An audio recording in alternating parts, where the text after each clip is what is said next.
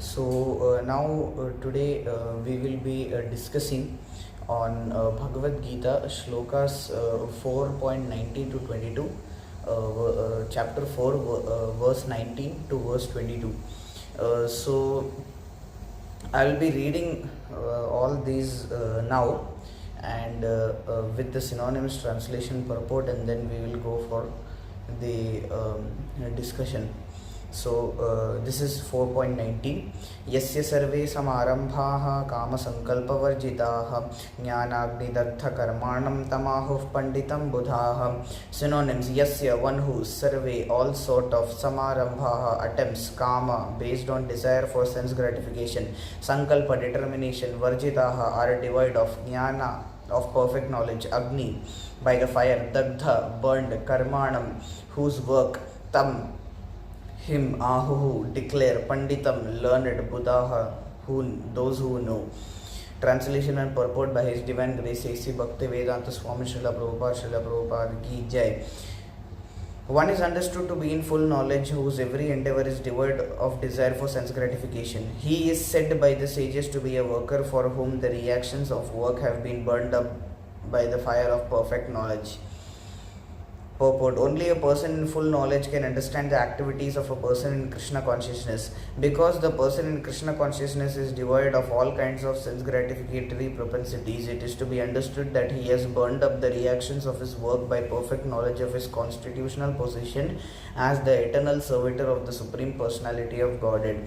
He is actually learned who has attained to such perfection of knowledge. Development of this knowledge of eternal servitorship to the Lord is compared to fire. Such a fire, once kindled, can burn up all kinds of reactions to work. This is 4.20. Tyaktva karma phala sangam nityatrupto nirashrayaha karmanyabhipravrittopi naiva kinchit karoti saha. Synonyms: tyaktva, having given up, karma phala sangam, attachment for fruitive results, nitya, always, triptaha, being satisfied, nirashrayaha, without any shelter, karmani, inactivity, abhipravrittaha, being fully engaged, api, in spite of, na, does not, eva, certainly, kinchit, anything, karoti, do, saha, he. Translation and purport by His Divine Grace A.C. Bhaktivedanta Swami Srila Prabhupada Ki Jai. Abandoning all attachment to the fruitive results or to the results of his activities, ever satisfied and independent, he performs no fruitive action, although engaged in all kinds of undertakings. This freedom from the bondage of actions is possible only in Krishna consciousness, when one is doing everything for Krishna. A Krishna conscious person acts out of pure love for the Supreme Personality of Godhead, and therefore he has no attraction for the results of action. He is not even attached to his personal maintenance, for everything is left to Krishna. Nor is he anxious to secure things, nor to protect things already in his possession. He does his duty to the best of his ability and leaves everything to Krishna. Such an unattached person is always free from the resultant reactions of good and bad, as it is though he were not doing anything. This is a sign of akarma, or actions without fruitive reactions. Any other action, therefore, devoid of Krishna consciousness, is binding upon the worker, and that is the real aspect of vikarma, as explained herein before. This is Bhagavad-Gita Sloka 4.21. निराशीर्यत चित्तात्मा त्यक्त serve परिग्रहः शारीरम Kavalam Karma कुर्वन्नाप्नोति किल्बिषम. Nirashihi, without desire for the result, yata, controlled, chittatma, mind and intelligence, tyakta, giving up, sarva, all, parigraha, sense of proprietorship over positions, shariram, in keeping the body and soul together, kevalam, only, karma, work, kurvan, na, kurvan, doing, na, never, apnoti, does acquire, kilbisham, sinful reactions. Translation and purport by His Divine Grace A.C. Bhaktivedanta Swami Srila Prabhupada Ki Jai. Such a man of understanding acts with mind and intelligence perfectly controlled, gives up all sense of proprietorship over his possessions, and acts only for the bare necessities of life. Thus working, he is not affected by sinful reactions. A Krishna conscious person does not expect good or bad results in his activities. his mind and intelligence are fully controlled. He knows that because he is part and parcel of the Supreme, the part played by him as a part and parcel of the whole is not his own activity, but is only being done through him by the Supreme. When the hand moves, it does not move of its own accord, but by the endeavor of the whole body. A Krishna conscious person is not always dovetailed with the Supreme desire, for he has no desire for personal sense gratification. He moves exactly like a part of the machine. As a machine requires oiling and cleaning for maintenance, so a Krishna conscious man maintains himself by work just to remain fit for action in the transcendental loving service of the Lord. He is therefore immune to all the reactions of his endeavors. Like an animal, he has no proprietorship even over his own body. A cruel proprietor of an animal sometimes kills the animal in his possession, yet the animal does not protest, nor does it have any real independence. A Krishna conscious person fully engaged in self-realization has very little time to falsely possess any material object. For maintaining body and soul, he does not require unfair means of accumulating money. He does not therefore become contaminated by such material sins. He is free from all reactions to his actions. This is verse 22. Yadrichalabha santushtaha dvandvatito vimatsaraha samasiddhavasiddhau cha kritvapi na nibadhyate. Yadricha, out of its own accord, labha, with gain, santushtaha, satisfied, dvandva, duality, atitaha, suppressed, surpassed, vimatsaraha, free from envy, samaha, steady, siddhav, in success, asiddhav, failure, cha, also, kritva, doing, api, although, never, nibadhyate, become affected.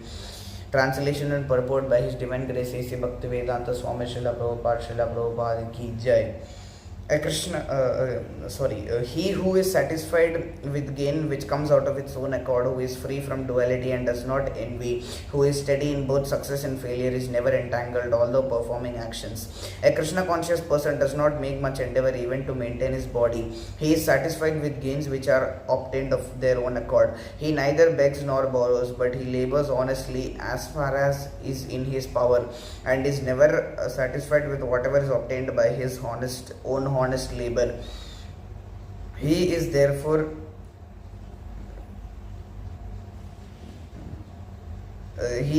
independent in his livelihood. He does not allow anyone's service to hamper his own service in Krishna consciousness. However, for the service of the Lord, he can participate in any kind of action without being disturbed by the duality of the material world. The duality of the material world is felt in terms of heat and cold, misery or happiness. A Krishna conscious person is above duality because he does not hesitate to act in any way for the satisfaction of Krishna. Therefore, he is steady in both success and failure. These signs are visible when one is fully in transcendental knowledge. So, let us move into the discussion now. As is mentioned in all these verses, we have to work for Krishna consciousness and not for sense gratification. So in Srimad Bhagavatam also, in the first canto first canto, first and second chapters, somewhere it is being mentioned that one should not work for sense gratification, because that is just a vain labor, because sense gratification does more harm than good in the long run. So apart from this, we have to work for Krishna and not for sense gratification. So this can free us from the results of work. We can get out of the cycle of action and reaction by this formula, Kama Sankalpa Varjita. So here it is being mentioned, Kama Sankalpa Varjitaha. So he is devoid of all desire for sense gratification. So we are in this material world, the cycle or the chain of action and reaction, the karma, is just going on continuously. So here we are aiming that we should finish off this cycle of action and reaction of fruitive activities, so that we can go back to Godhead. But now every time we are performing some or the other activity, so the jiva cannot remain in this material world without performing an activity. So anytime the jiva has to be engaged in some activity. So now how to be engaged.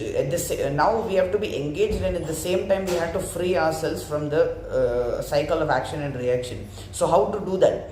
We can do that by working for Krishna consciousness. So working for Krishna, doing everything for Krishna. Yat karoshi yad ashnasi yad juhoshi dadasi yat tapasyasi kaunteya tat kurushva madarpanam. So offer everything to Krishna.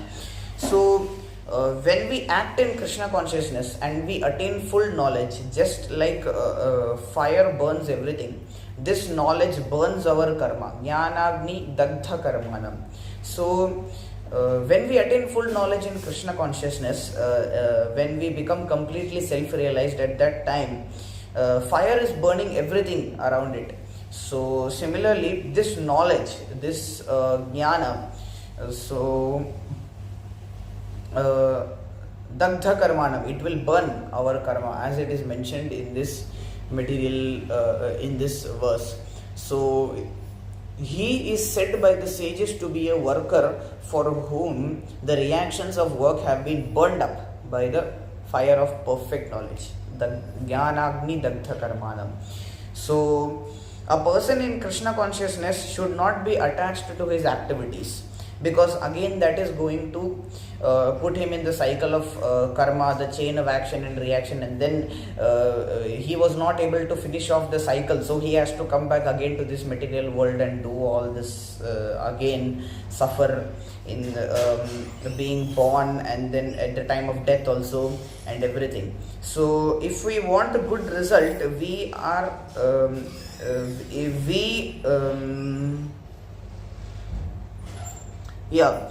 if we get good result, we become attached, and when we get bad result, we lament, which is a sign of attachment. So we are just supposed to give up this. We should not be attached, because we will again fall into the cycle of birth and death, karma, as we already previously mentioned.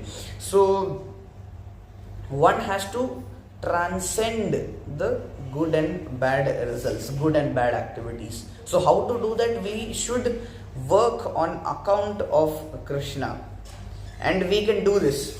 So for example, the salesman who is working in the bank, he gets $1 million cash, but he knows that the cash is not his. He knows that the money is not his. It belongs to the proprietor of the money, that is the customer who is coming to the bank. So we should work on account of Krishna. So this person is working on the account of the customer. He knows that this money is not his. He knows that this money belongs to the bank and to the customer, not to him. So we should be satisfied with the work that we work under the directions of the Lord, regardless of the result. So whatever is happening, whatever we do, we should just offer everything to the Supreme Lord, and we should be satisfied. Nitya triptaha, always eternally happy and blissful. We should, regardless of result, whether will I get a fruitive result, will I get a will I get a fruitful result for this? Is it going to be a good result or a bad result? What is going to be the thing? So one should not be afraid of all these things. So again, karmanyevadikaraste ma phaleshu kadachana ma karma phalahetur bhurmate sangostva karmani. So this is a very famous verse. Many people around the world know this. So here it is said that we are only entitled to the performing of the action. We are not entitled to receive the fruits. We cannot decide the fruits. It has already been decided, we will get them. So example is Arjuna fought for the Supreme Lord. He did not think whether I am going to win or whether am I going to lose or what is going to happen to me, who is going to die in the war. He just fought. So because the Lord ordered him and it was his duty. So when we work for the Lord, the reactions of the work won't affect us. So this is akarma, basically, as we discussed in the previous time on 4.17. Now, how to work and why are we supposed to work? Shariram kevalam karma. Here it is mentioned. Shariram kevalam karma kurvan napnoti kilbisham. So he acts only for the bare necessities of life. Shariram kevalam karma. One should work only to keep body, shariram and soul together. Kevalam karma. Only for this activity one is supposed to, only for this thing one is supposed to work, so that one can perform devotional service unto the Supreme Personality of Godhead. So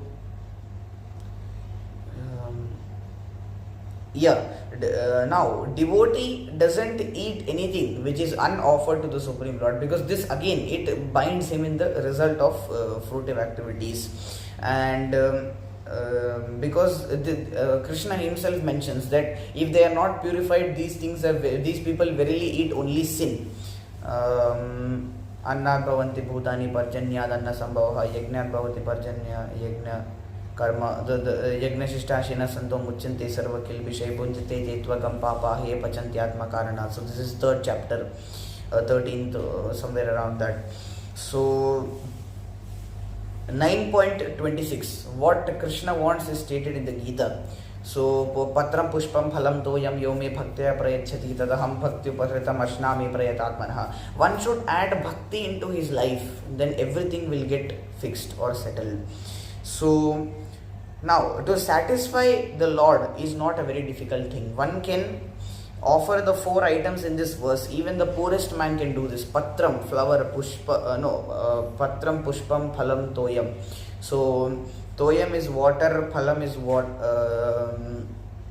fruit, pushpam is leaf, flower, and patram is a leaf. So one can offer even these 4 things. Even the poorest man also can satisfy the Lord, because if he has bhakti, that's the point. Because now we can see that all these people are the world's richest billionaires and trillionaires also. Some people are heading to become, but they are like beggars in front of Krishna. So even their wealth also cannot satisfy Krishna. Krishna has Sahasra Lakshmis, all the thousands and thousands of Lakshmis are doing service to him. So many people who are in the Supreme Lord's abode are doing jadu and mopping at the place where there is no dust only, so that they can get some kripa of the Lord. That's how great the Lord is. And here only bhakti attracts the Lord. So we should act for Krishna. We are offering this leaf for Krishna so that Krishna gets pleased. Bhakti, devotional service. This is what we are supposed to do. And again, it is mentioned here, nirashihi. Nir plus ashihi. Nir means no, ashihi means desire. So without any desire for enjoyment of result, we can be free from the reactions for material enjoyment. So we are offering everything to Krishna, which means that we don't desire anything ourselves. Then only we can become free like this. So again, as we mentioned previously, the wife is eating the remnants of the husband. Similarly, the devotee is eating the remnants of Krishna. So if we take the remnants of Lord's bhoga, the food offered to the Lord as prasada and honor it, we can be freed from all sins.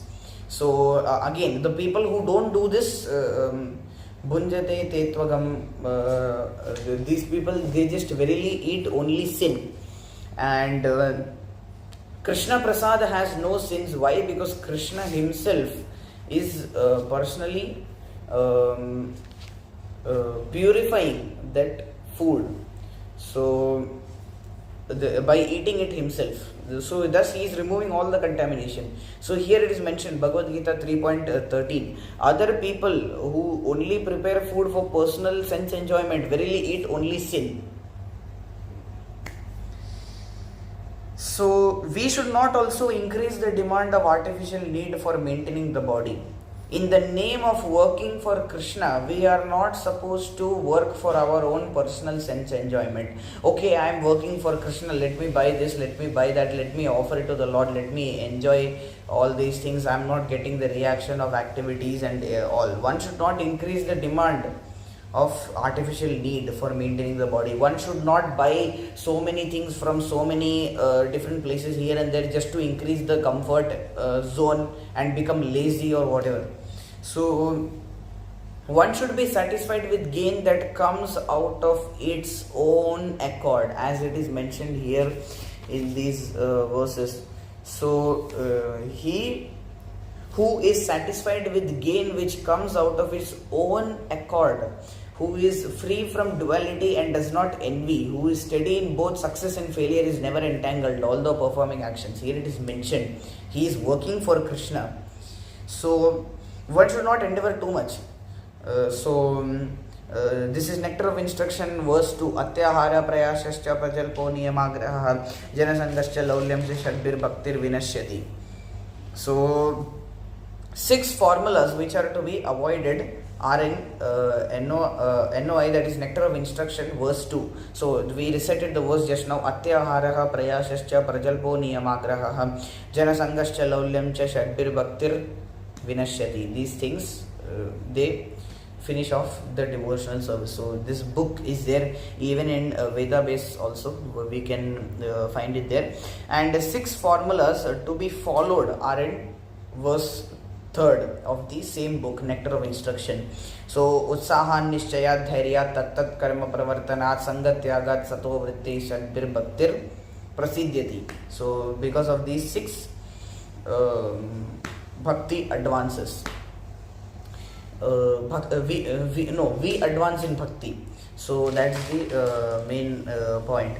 And here the example is given by Prabhupada of Jesus Christ in one of his lecture, that in his lecture on the same topic, that Jesus Christ was innocent. He was working to preach to the people about love of God, how to love God with all their heart. So he is doing an activity which is, he is offering everything to, he is doing it for the Supreme Lord only. He claimed himself as the Son of God, and he is doing so that people love God. He is offering these activities to the Supreme Lord himself. But envious people, who they didn't understand, they didn't know, they were demons. They crucified him. They they tortured him brutally and crucified and killed him. So but Jesus Christ was a very great soul who worked for the Supreme Lord. Even Prophet Muhammad and people who worked to preach about the love of Godhead, they are also great souls who just for pleasing the Lord they worked. So this is the main message in the ending, is that we are not supposed to work for sense gratification. We are not supposed to be attached. We are only supposed to work for Krishna. Shariram kevalam karma, only for keeping the body and soul together. We should offer all the things to Krishna only, so that Krishna becomes happy by what we are doing. So this was the end of the explanation on Bhagavad-Gita for 4th chapter, verses 19 to 22. Thank you so much. Hare Krishna, Dandavat Pranams. Jai Srila Prabhupada.